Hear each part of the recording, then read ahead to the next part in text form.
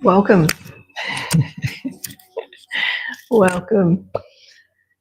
I'm Cynthia, your Minister of Unconditional Love, and we're here today, this Sunday, October 12th, to share about enoughness.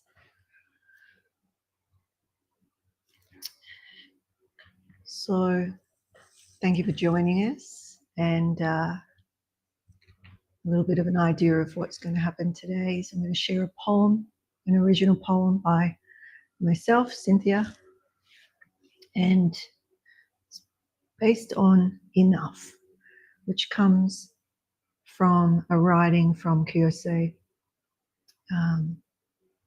But I channeled and brought in to the teaching what I know and what many of you know.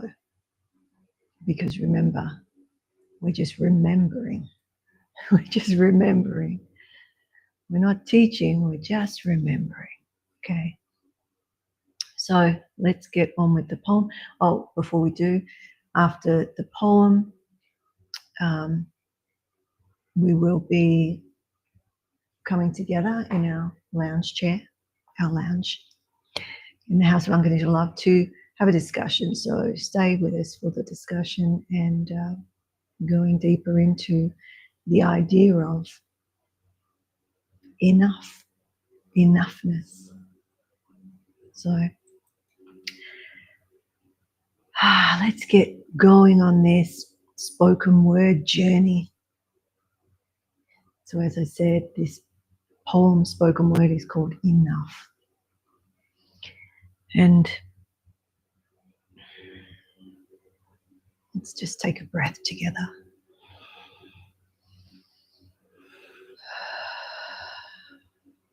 Let me tell you about the children who learn to count themselves out.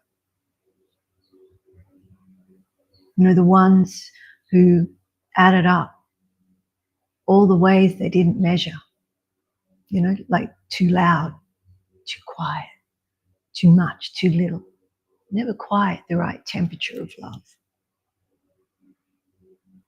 Let me tell you about the arithmetic of abandonment, how it doesn't always look like an empty room or slammed doors. Sometimes it looks like a full house with hollow eyes. Sometimes it looks like parents present in body, but drowning in their own storms, medicating their own wounds, running from their own not enough. While you stood there small, trying to be less of a burden, trying to solve the equation of their love.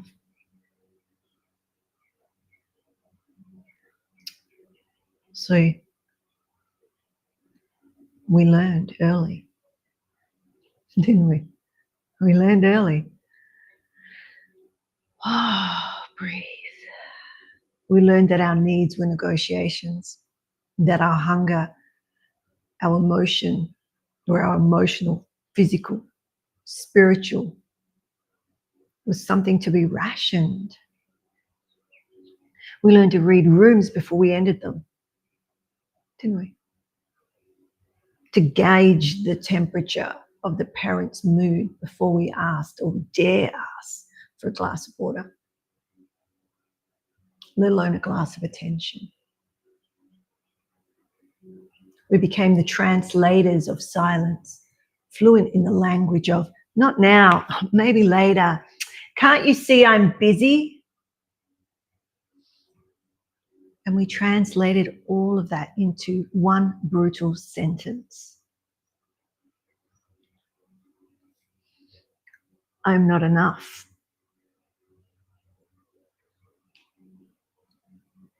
I am not enough.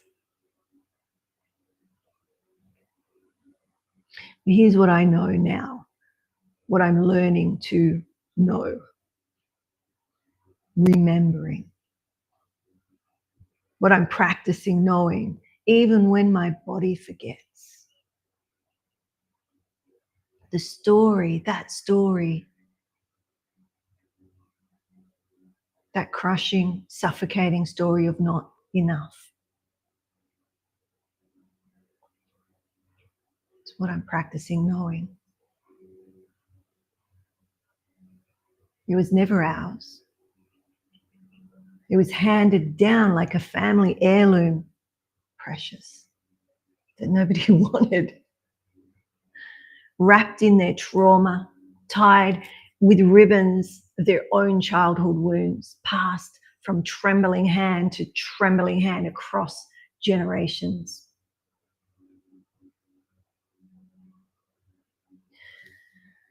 Your mother couldn't give what she never received.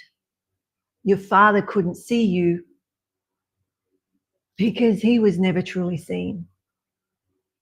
And you, beautiful, innocent, desperate to be loved, you picked up their inability and made it your identity. Let me say that again because we need to hear it. You picked up their lack of capacity, their inability, and made it your identity.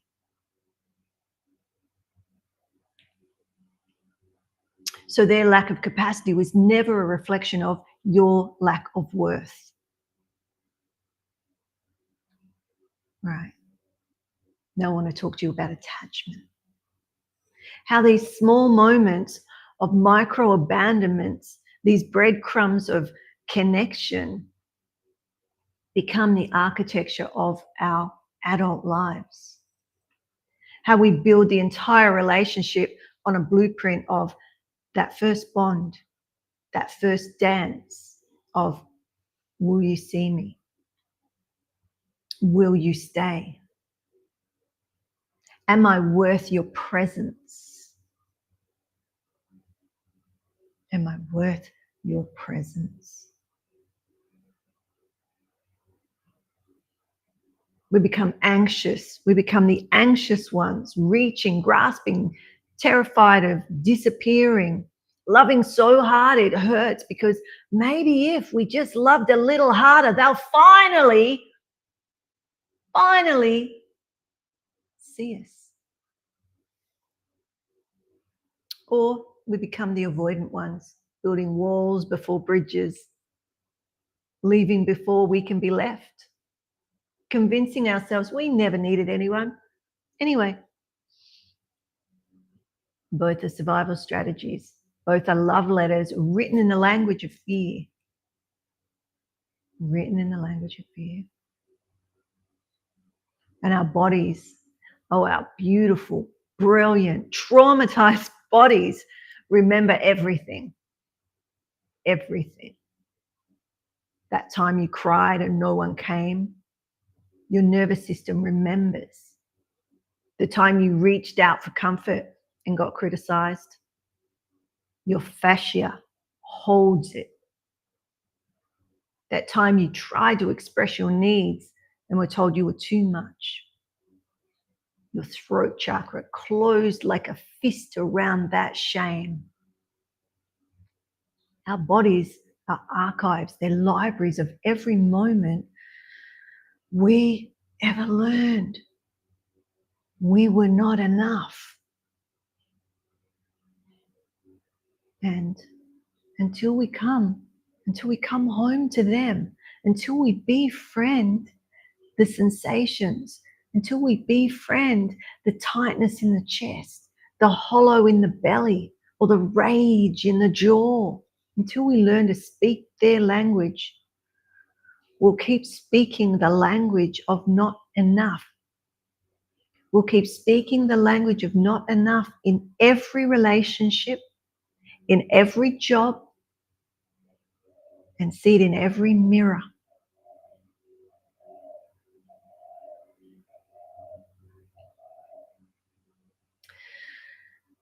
But where the story shifts, where we stop being victims of what was done and become authors of what will be. Because, my friends, you are not just your wounding. You're not the sum total of who couldn't love you right. You're the one who survived. You're the one who kept breathing and breathing when breathing felt impossible. You're the one who got up every day and tried again and failed, and tried again and failed, and tried again, even when your body was screaming, not enough, not enough, not enough. Breathe. Let me tell you what else you are.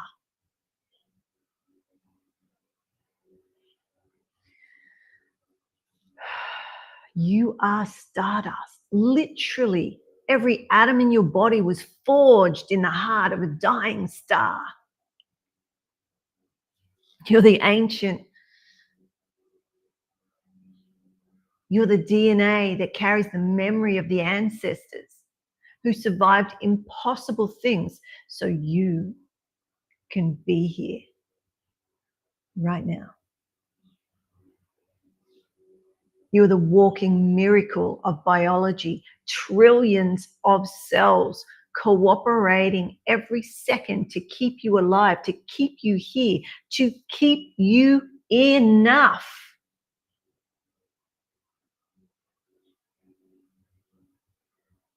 Your heart beats without you telling it. Your lungs breathe even when you forget. Your body is fighting for you every single moment, even when your mind is fighting against yourself.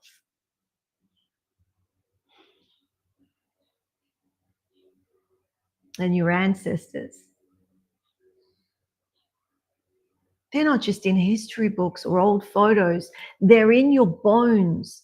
They're in the curve of your spine. They're in the rhythm of your walk. And every person before you, every person who came before you, who survived famine, war, migration, heartbreak, they're cheering you on. They're cheering you on. They're cheering you on. And not only that, they look through your eyes. They walk in your footsteps and they breathe.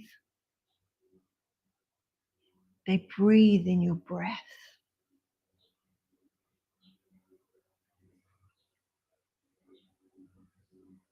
And they're saying,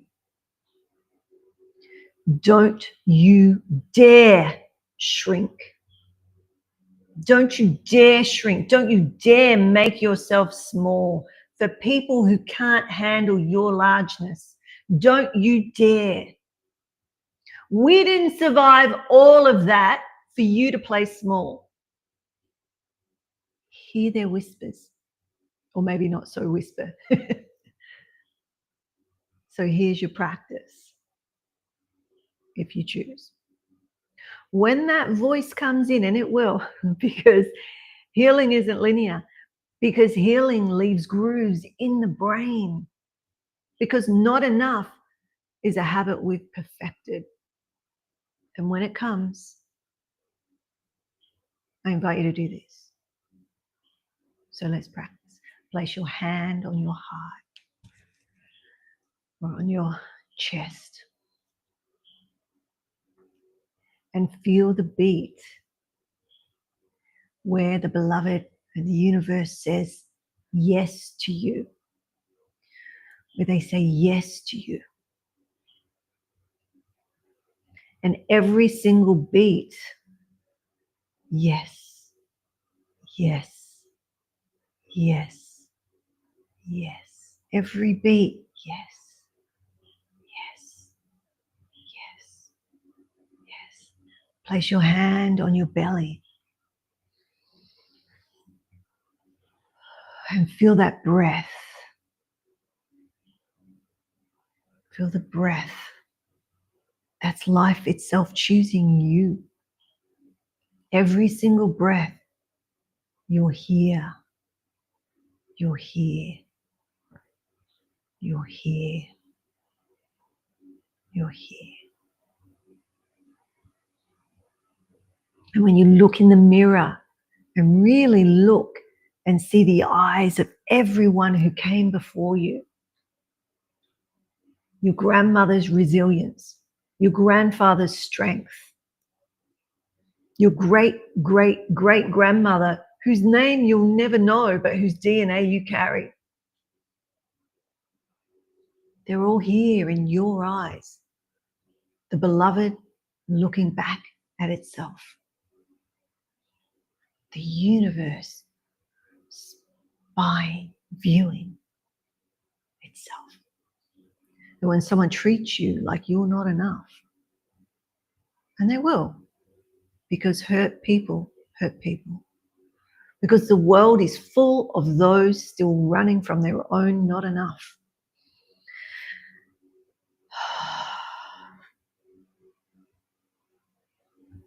And when they treat you like you're not enough, I want you to remember their inability to see you is not your invisibility. Their inability to love you well is not your unlovability.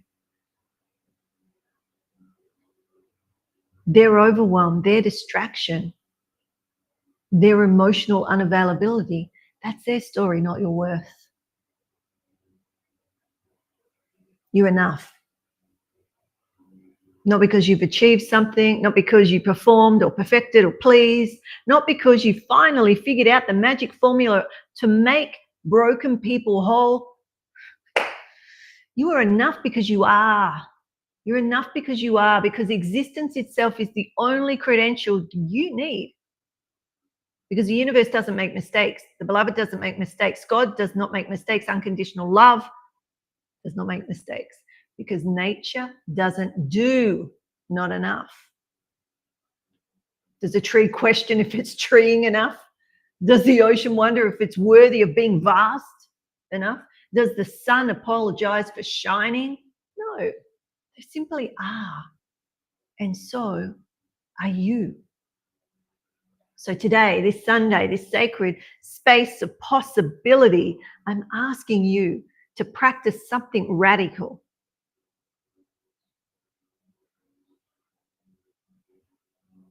I was just recalling my cosmic cowgirl name was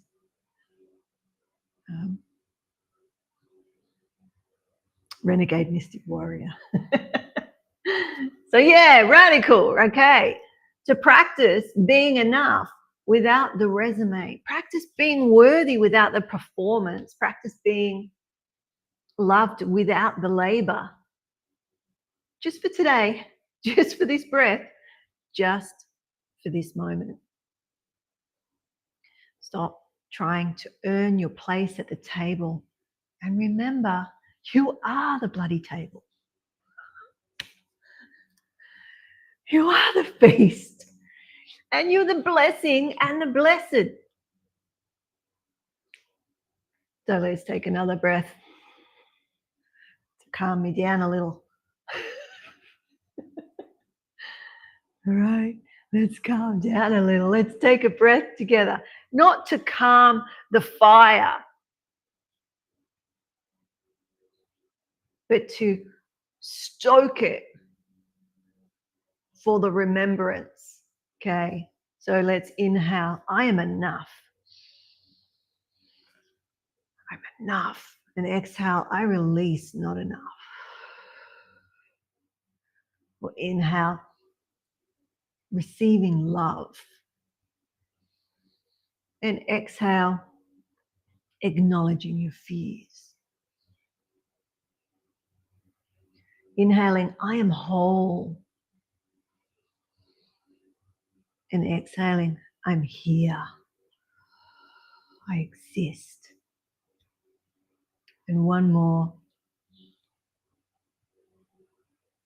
I am seen by the all. And exhaling, I see myself.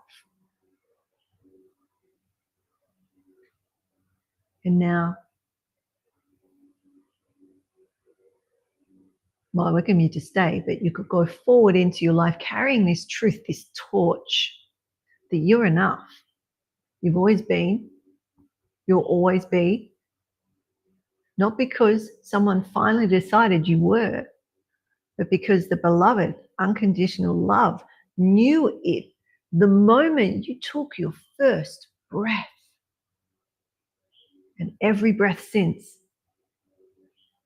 has been the universe whispering, oh, holy wisdom, unconditional love, the beloved whispering, stay. You belong here. Whispering, stay. You're enough. Stay.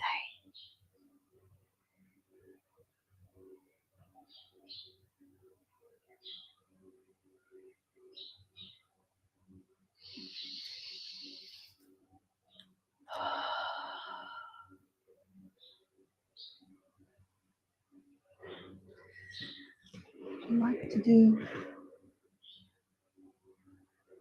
the integration or yeah? Okay.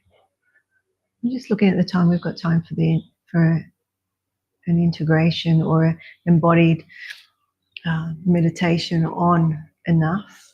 It's about 10 minutes, 15 max. So let's just take a moment. So this idea of enoughness or being enough, not being enough, we can bring into the body a little more and see where we're holding that, if at all. Seeing what comes for you.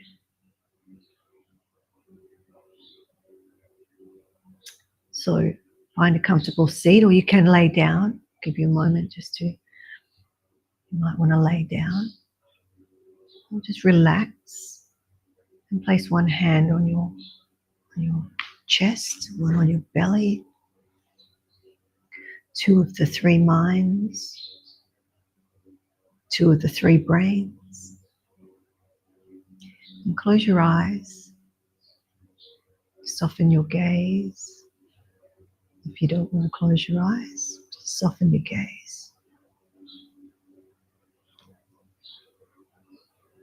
Begin to notice your breath. You're not changing it, it's just witnessing the rise and fall. The body breathing you.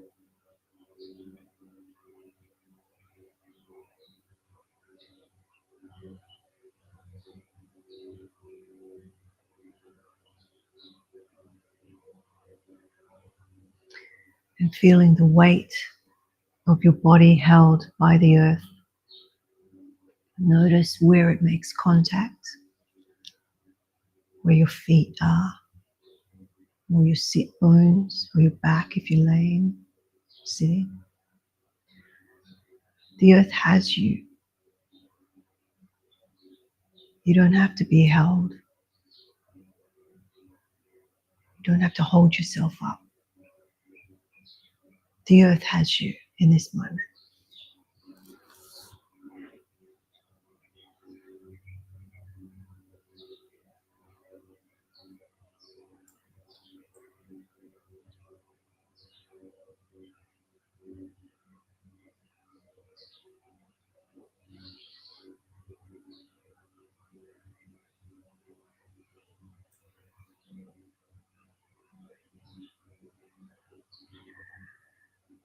Now bring gentle awareness to your chest, your throat, your belly.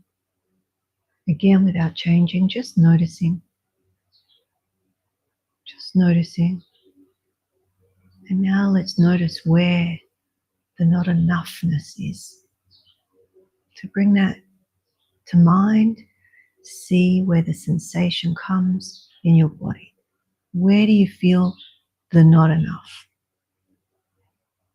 Is it a tightness, a hollow, a heaviness? Maybe it's a flutter. Just observing your body. You don't have to make it go away. You don't have to make it come. It's just there or it's not.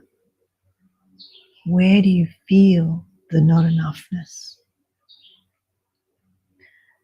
And just be with that for a moment. Notice the sensation in your body.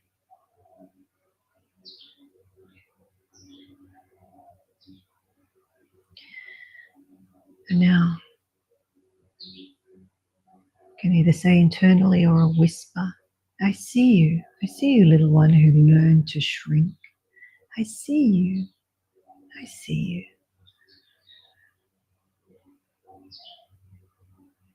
Just notice there's a younger version of you or another aspect of you, the one who watched, the one who waited,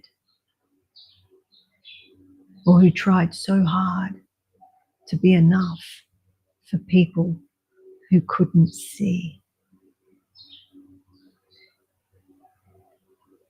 And whisper, I see you, I see you. Now placing both your hands on the place in your body where you feel this, or where you may be feeling it, you're not quite sure, just breathe. Place your hands somewhere on the body. Let your intuition guide you if you're not sure, or where that sensation is. Place your hands and breathe into your hands. Just breathing gently into that tender territory.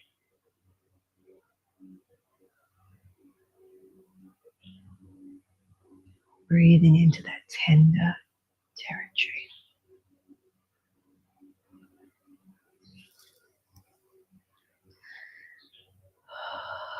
And now let's begin to release what was never yours to carry. So we're not making it do anything. We're just going to breathe it. So on your next exhale, make a sound or a sigh. So like a or a anything that wants to move through you, just allow it. But having a breath and then a sigh. Or maybe you'd like to try a hum.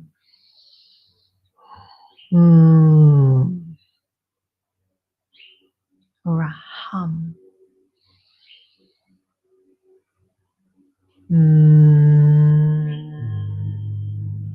Notice, just noticing. Again, inhaling fully, exhaling with sound, and let something happen. Whatever it is. meaning don't make something happen. Allow, if it's to be, to be.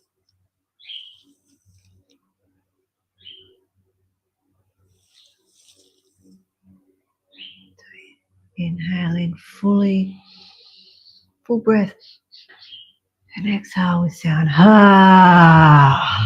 And just allow whatever it is.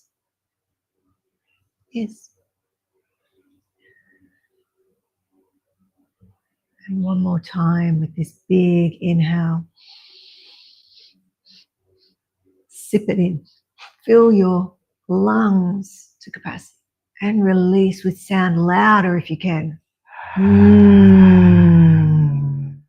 Or whatever it is that comes for you.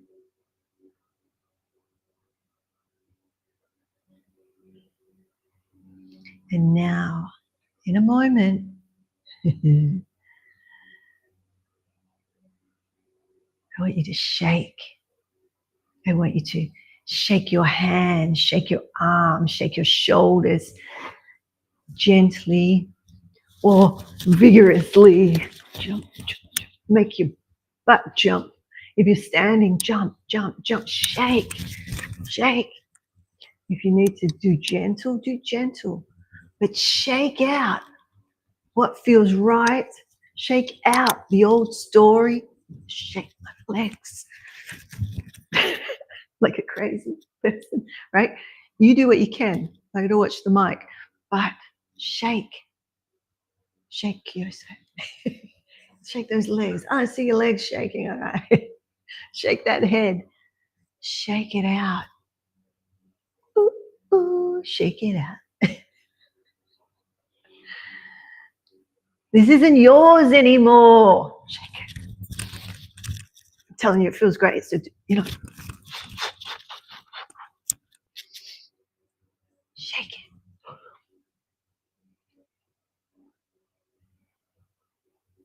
Now be still.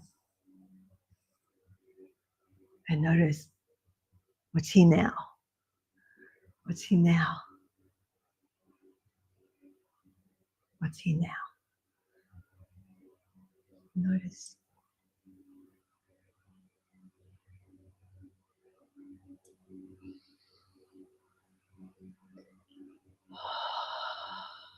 Now place both hands on your center, chest center, heart center. Feel your heartbeat if you can. Maybe you need to shake a little more to feel it. And this is the pulse that's never stopped believing in you. This is the pulse that's never stopped believing in you. Breathe here. Breathe here. And with each inhale, imagine drawing in light. The light that has always been yours. The light that you are. Your belonging. Your enoughness. Your birthright. So breathe here for a moment.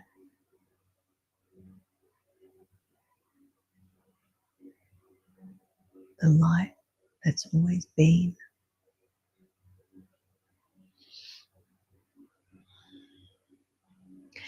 And now expanding your awareness to feel the ground beneath you. Millions of years of earth holding you. Now feel the air around you. Can you feel the air? It's the same air your ancestors breathed. The same air. Feel the space that you take up. This is your space. And you belong here.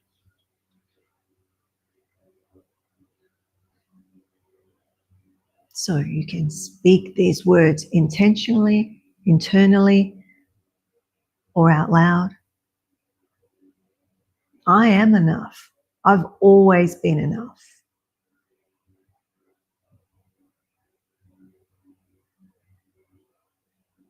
I am the universe in human form. I am the beloved. I am unconditional love in human form. Every cell in my body knows how to be whole. So I'm going to say this again differently. You are enough. You have always been enough. You are the beloved in human form. Every cell in your body knows how to be whole.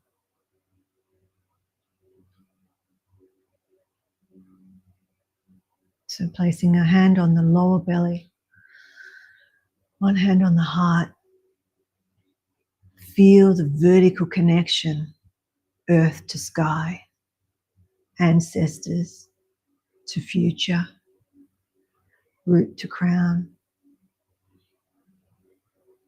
You're held in this lineage of survival and love. And everyone who came before you is breathing through you right now. Feel that. Everyone that came before you is breathing through you right now. Is seeing through your eyes right now. Has breathed the same breath.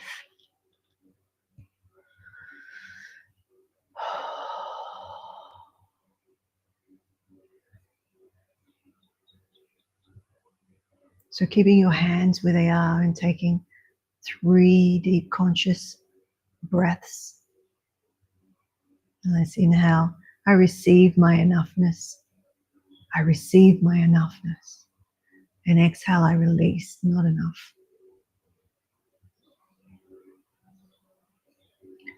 Or just receive your enoughness, however it feels for you.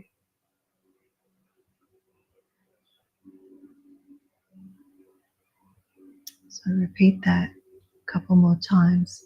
Breathing in, I receive, I am enoughness. I am. Breathing out, I acknowledge the fear of not enoughness. Breathing in, I am that I am. I am my enoughness. Breathing out, and I acknowledge and release the fear of fear.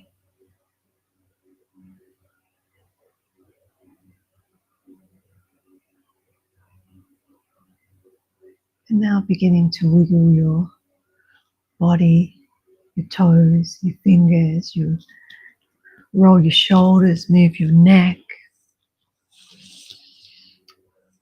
Right. Open your eyes when you're ready and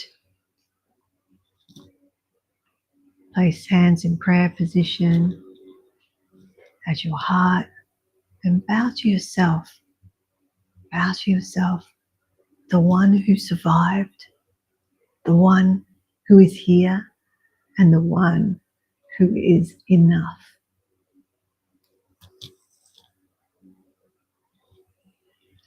I am here, I am whole, I am enough. Whisper that or think it. Whisper it. I am here, I am whole, I am enough. Or if you want to, you can scream it at the top of your lungs, right? Why not? I am here, I'm whole, I am enough. I did it for you. And carry this felt sense with you, this embodied sense of enoughness, because you are. So return your hands on your heart whenever you need to remember. Whenever you need to remember, just bring your hands maybe to your heart or your belly, whichever one feels. Both. I'm here, I exist. I exist. I exist in time. I exist in space. I'm becoming conscious. Okay. All right. So that's our practice of integration, our poem, and we're going to merge into the next part of our session to have a conversation with Kyosei. It looks like it's going to ring gong.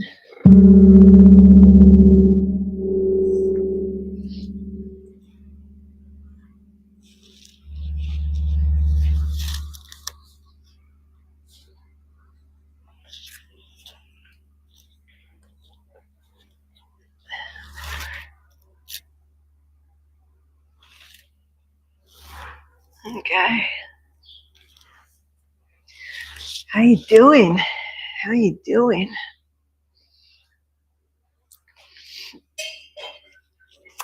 Kyosei! Aloha. Thank you.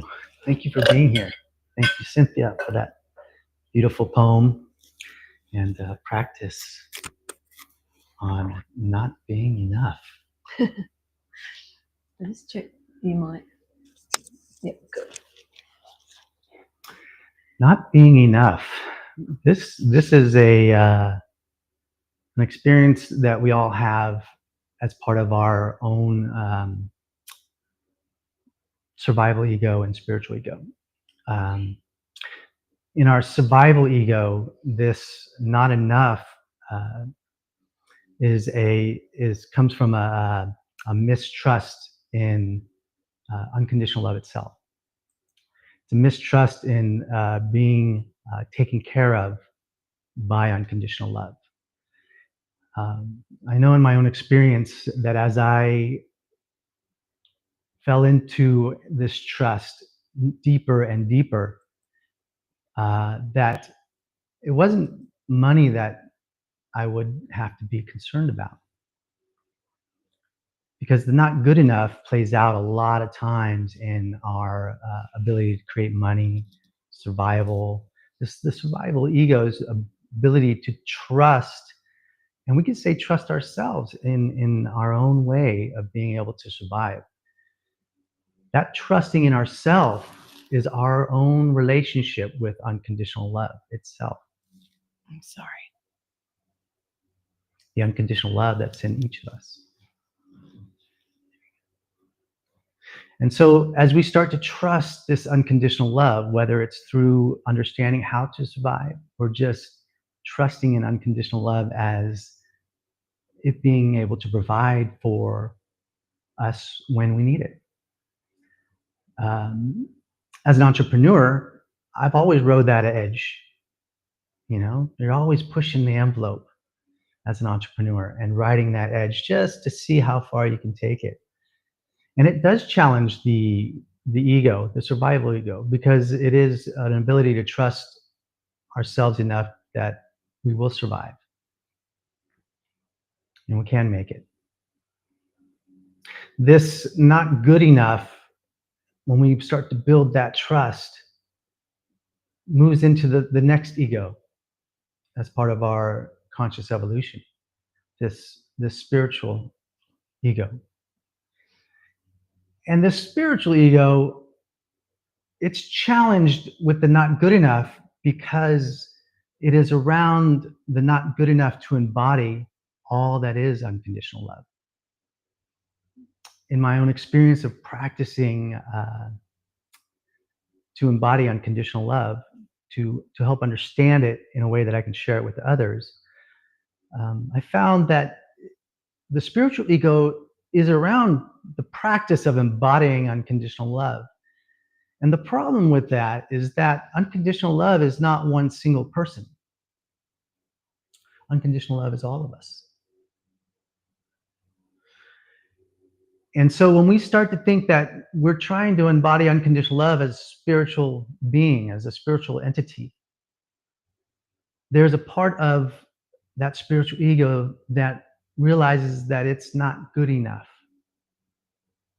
It's not good enough to accept all that is unconditional love. Because the ego is within this finite body, this conditioned body that created all the not good enoughs along the way, like in Cynthia's poem.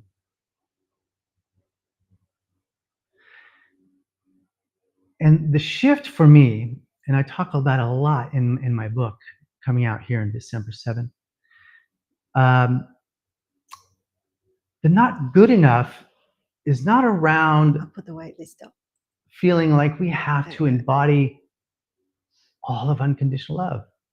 Because when we realize that we are everything, we're not just this body, we are the individuals we speak to, the matter we integrate with, the air we breathe. And so it is not necessarily about embodying all of unconditional love in a single human form. It's about helping this unconditional love flow in between us, through us, as us collectively.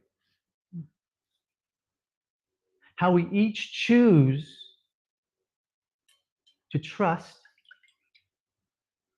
and acknowledge the unconditional love in all of us that allows this to happen. When I acknowledge the unconditional love in Cynthia, and she acknowledges the unconditional love in me, it allows for that love to flow freely, not contained, not embodied by one, but shared by all. And this is already happening. All we're talking about is becoming conscious of the reality that is unconditional love. The reality that's happening right now. We all are experiencing our life through the love and fear we have of it. The love and fear we have of unconditional love itself. Life as unconditional love. We're already living it. We're already doing it. There's nothing we need to do. Just acknowledge it. And when we can acknowledge it to each other, it allows that unconditional love to flow between us, in us, through us, as us, all of us. Mm-hmm. Unconditional love got us. Yeah. I did struggle a lot with this idea because growing up in my conditioning, I felt like I was the unconditional love. And that's what I needed to share with the world. And as I went through my process of my enlightenment and moving forward through all these different experiences, what I found is that it's not for one person. It is for all of us. I know the challenge of accepting it for myself, the physical and emotional challenges that I went through. And I'm still working on unwinding all of this. 50 years of conditioning. I'm human. That's it. And that's, the poem is really, or the teaching is really showing that we're all human and we've all had experiences, and some of them will require, or our behaviors are the language of what came before. Yes. And so as we're acknowledging those. Right. And the behavior will come out as our love and fear of life. Yeah. If we're fearing something in life, you'll see it in our behavior. We will blame, we will judge, we won't want to accept it. Mm-hmm. And that's happening a lot in the world right now. All we're doing is blaming and judging. All this conditional love. We're not allowing the unconditional love that we each share to flow freely. It's just being bound, trying to be shared and conditioned, and it's time to let it free. Let it go. I love the shaking and the release, right? Let it flow. Yeah. Nobody has to contain it all. Nobody has to be that one person. Well, you think of that shaking, right? And it activates all the cells. Yeah. And so as all those cells are vibrating, they're more aware of each other in a way. So it's sort of like, as we, I guess, sometimes we want to jump up and down and be aggressive. Yeah. to be heard Sure. or to be in relationship. Yeah. But I guess, what you're saying is there's other ways, but that shaking is a remembrance of all of it gets to feel it. I like the the shaking and those kinds of things, because it brings it right to understanding the concept of contraction release. Yeah. Because it is contraction it's release. contraction release, right? Mm-hmm. And that's a frequency. Mm-hmm. Right? We can see that when we contract and we go down into these deep areas of fear, and we release and we go into these big expansions of love, or maybe we're just, right now there could be just the feeling of a lot of contraction. Mm-hmm. As we do something like shaking, we change that vibration, that frequency of our body. Things start to vibrate at a higher frequency. The contraction and releasing is happening more often. It's always happening like that, but when we're not conscious of it, it feels slow, and our frequency can feel like matter, really slow. But as we vibrate or shake or do something like that to have all of our cells ignited through this contraction release and feeling that frequency, it's very fast. And that makes us really close to that neutral line of unconditional love. And that's a frequency that as we start to accept unconditional love in our everyday life, we can create that frequency closer to this ability to bring this unconditional love into everyday life. It's also, as you were speaking, it's about, that vibration, that frequency is always there. Yeah. Like the cell, what's going on with that, with the cell? And how many of us actually think of one cell in our body, or unless we're looking at our externally, or there's something going on and we right? How many of us do that? Being conscious of that, right? It's and the intention, or I say, okay, what's going on with the second toe on your right foot? That's right. Not And even me bringing of the awareness or the your attention right to that second toe on your right foot, you still may not feel what's going on there. That's right. That can take practice. Yes. So it's like saying, like we did last week, actually, it's a nice extension. Yeah. That the totality of your body, your physical body, there's so majority of it you're just not aware of. We're not conscious in any of it, one moment. And it's the same with the other people, the humans on the planet. If we're thinking, we're not aware of a lot of that. Do you understand Yeah. that connection? Oh, yeah. So it's like, unless we see all those people, and even if we do, we may not, or we're told, we still may not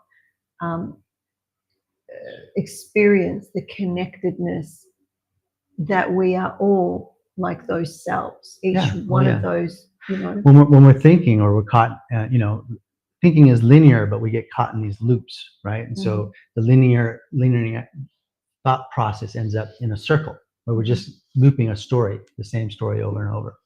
And when we do that, we're basically protecting ourselves from feeling something. And if we stop and we start to feel, we can connect to the sensation of those cells. With practice, we can connect to our toe. With practice, we can connect to all the suffering in the world. We're already experiencing all the suffering in the world, and we're telling ourselves stories not to. When we choose to actually experience that, we can have some sort of wisdom that we gain from accepting that it's happening. And this is like Buddha, right? Life is suffering. If we accept that, there's wisdom that comes from that type of consciousness. Just a step back a little, because I feel that yes, that's correct, and it's people are fearing it, which takes them into their stories, the fear of fear. They're conditioned from early childhood. How to accept all that information. Right? So what's circling, what's spiraling isn't what's happening. It's the past. Yeah, it's playing itself out over patterning and over. Or echoes of the trauma. All of how So- our lineage has worked with accepting life. The point being that, therefore, when that happens, what's in front of them no longer exists. It's not. It's For not some necessary. people, it's PTSD Yeah. or CPTSD or whatnot. But for the general humanity as a species, this is how our systems work.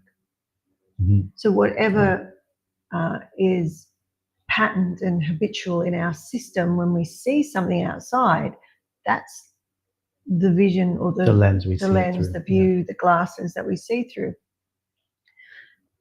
So, just what you said is, it's like they see it, fear it, rather than feel it, Mhm.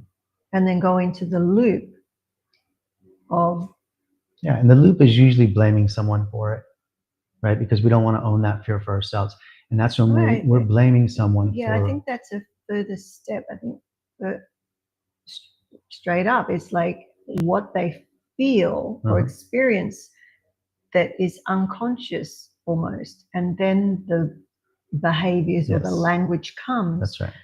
But why I take you through so many The embodied process. experiences is so that you can match or remember, this way of thinking, actually step it back to the sensation. Bring it back. What's the intelligence That's right. in the sensation, rather than what it reminds me of. What it reminds me of is when, mum or dad or brother or sister or somebody hurt you Or or the passed down conditioning harmed from you. Yeah, generations. It's the treasure Yeah. in the poem, Yeah. that no one, Yeah, they're sharing it, but no one wants. that's right. Right. So it's acknowledging that's what's happening. And When we looked at it it as doesn't a make it collective easy. healing, though, Mhm. it's bringing consciousness to it, so Yeah. that we as a human race understand that consciousness really comes from accepting our fears. That's the wisdom. Mm. That's the settledness in our nervous system. Mhm. And if we resist fear, all we're doing is we're projecting it into the world even more. And Rather than Exactly. minimizing it, we're actually creating more. And the reason we're creating more is so that we're unconsciously creating more, so that we can say that it's there. Right now, we're resisting the fact that there's any fear really happening for I ourselves. don't think we are on that level. I think, so my interpretation of that is, we're not feeling it. We're not doing the fearing, the true fearing of fear. We got love and Yes, fear. yes. We're doing we're fear blaming of and fear judging. or fear of love. Yeah. So the beauty of just fear is the sensation. It's just a sensation. It's just the sensation. Yeah. And when we don't have that relationship with the pure Sensation. love or the pure fear, Yeah. right? We're in our Heaven and conditioned earth, pattern. right? Yeah. Then the fear of fear, or what I call the shadow of the dark, right? Or the shadow of the light, it's away from the original, you could say the original mother, father, heaven, earth, however you want to look at that, Mm-hmm. right? Those positive, negative, and neutral. So it's like what and I get what you're saying. I'm just sort of breaking it down to, people are hearing us and people are hearing each other from that is just words. Yeah. We're not feeling, aka fearing, like feeling it. Acknowledging Well, we that are, fear. but it's so overwhelming that we switch it off. Mm-hmm. And so actually I just put out a video, the vagal tone reset. So I was using it with clients, but I put it out with a little clay animation, because that one in particular is really good for the freeze or the being immobilized, right? So we talk a lot about fight, flight, and even freeze, but the extremes of that. And, even just the symptoms that come from, okay, so I'm speaking to you, something's triggered, I feel it in my body, and there's something that either stops me from moving, maybe I get a headache, maybe I feel, I don't feel my legs or my arms, I'm not aware, I'm sitting here speaking to you and I'm not aware of my body, right? That's it. Those are all symptoms of it, right? Yeah, symptoms of not acknowledging. But that's still, people will say, I don't feel anything. Oh, yes. Yeah, right.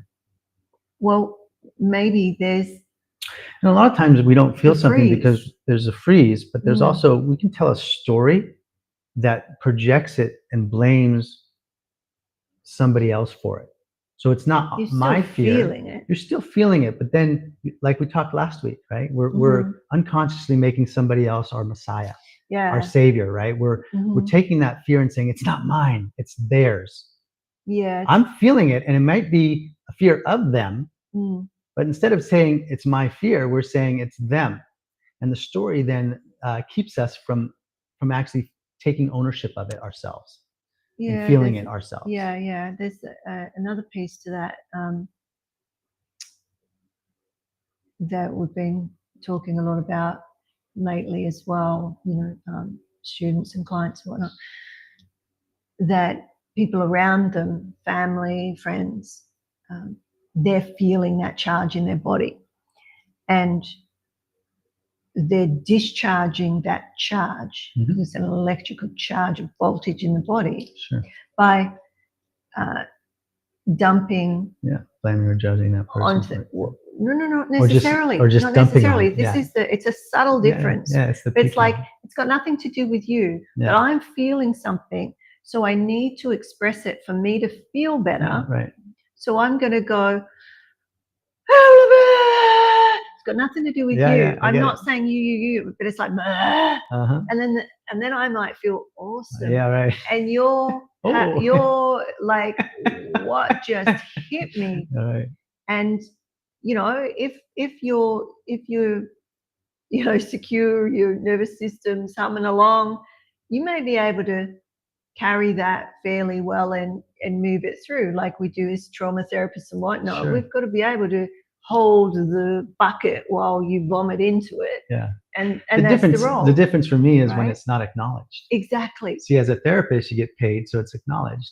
But when it's not acknowledged, you're actually making someone that savior. That's idea, right. That's what I'm getting at. So it's not. It doesn't even have to be, because that would, people would say, well, I don't do that. Yeah, but maybe. So have a think about whether, when you're feeling stressed, whether even your tone of voice, and we all do it as human, but being aware of it. Like, we're blaming or judging somebody else for it, though, usually, right? It's like, even though we're telling somebody else, we're blaming. That's the we're other projecting side. It out into the world. As it might be like, will you just do it? Because if you're overwhelmed. I mean, all the political stuff, right? It's going back and forth. Everybody's blaming the other party, right? That's just how the acceleration of the fear is created, and the division. So that's what I was saying to somebody. I sent them the short of last week's, where we were talking about I'm not your Messiah, and I think that was a really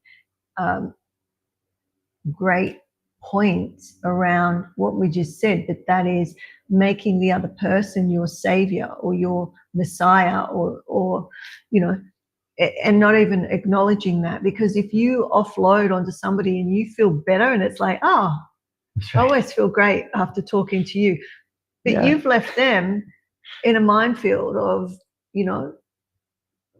exploded ordnance. So and as a healer, you can choose to do that. I mean, in a lot of family relationships, I know in mine, I did that. I accepted a lot of that because I wanted to try and see if I could communicate in a way to get past it with my family, right? 6 books, 5 books later, trying to write and describe the experience in a way that we could all understand it together, right? And sometimes it's just doing the best we can. But I found that I was also, it's like when doing that and not making people aware of it, or not drawing a line with that, it's like enabling it. Mm. It's like enabling the unconscious behavior of making somebody else your Messiah. So if I then stop that behavior, it becomes, and I don't own those projections, it becomes like a mirror. And in those situations, if you choose to do that, everybody has an opportunity to look at the love and fear in the relationship, because it'll all come to the surface. And it's whether we choose to look at those for ourselves or choose to blame the other person unconsciously, continually making them a savior or your Messiah. When we start to look at the story we're telling ourselves, and if it has anything to do with the other person, we're doing that projection. We are making that person our Messiah. When we start to look at the story and start to own the fear as ourselves, we say, what did I contribute to this? What was my fear? Then we're starting to take ownership in the relationship. And it starts to become a relationship because we're owning our love and fear together consciously, not one person projecting on another back and forth. Just creating more fear, pushing each other apart. It takes acknowledging that the fear is there to even begin to heal it. To even begin to say that there's something that needs to be received, something that needs to be accepted, something that needs to be loved and nurtured, that got left behind. Like in your story, those things get left behind. Want or need. What's the hole that you wear as your armor? And all this armor and stuff is stopping the flow of unconditional love that's supposed to be going between us, through us, all of us. Yeah, protective. It's all protecting us, it's keeping us separate, saying, I am a separate identity. So it is beautiful because we all became individuals. And now we can still be individuals and yet recognize that connectedness, that unity, that unconditional love that flows through us as we choose to use unconditional love in each of the moments of our life, where we want to be conscious of the love and fear that we're experiencing. As soon as we say we're not living. We have a nervous system. It's functioning all the time. We may not be aware of that big toe, but that big toe is there. Yeah. I like the breathing and the heart. All that stuff you did in the poem was beautiful. Just all that contracting and releasing is always happening. And even the breathing, like when you find that place of breathing where you're not following your breath and you don't know if you're breathing or it's happening by itself, and you're in that space right in between. Just being breathed. Yeah, it's beautiful. Because that's where we connect. That's why we're not thinking about our breath. We're not following our breath. We're just being with that sensation in our body, whatever that is.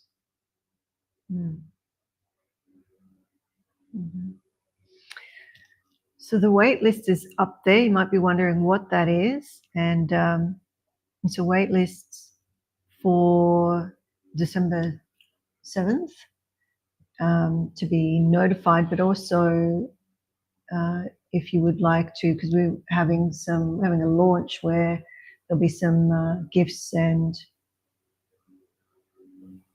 prizes, some free stuff. Yeah.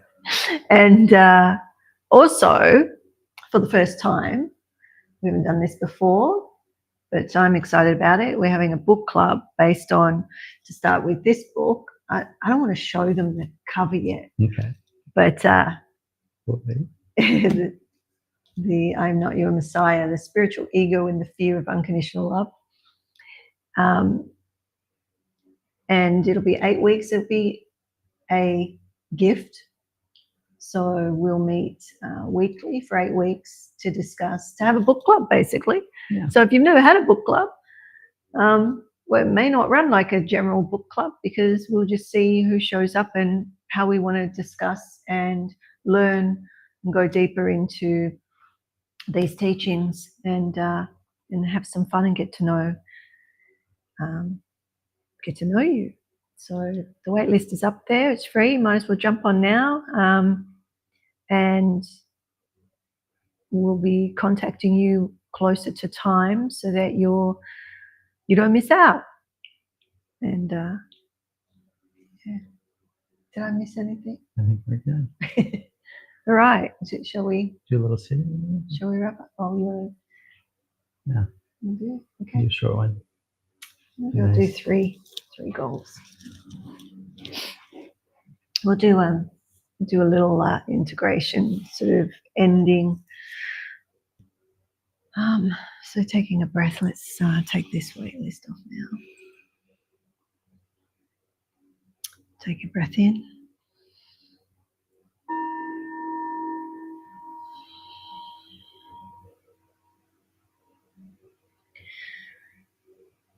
Sitting together, being breathed.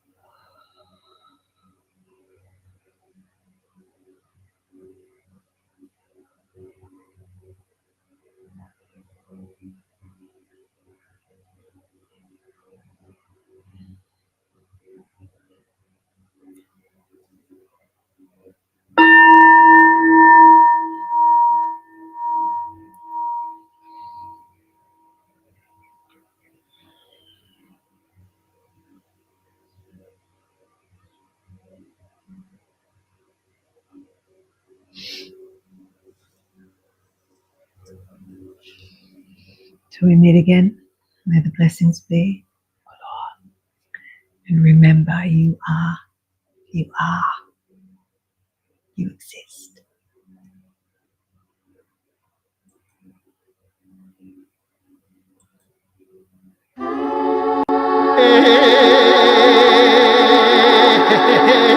Yeah.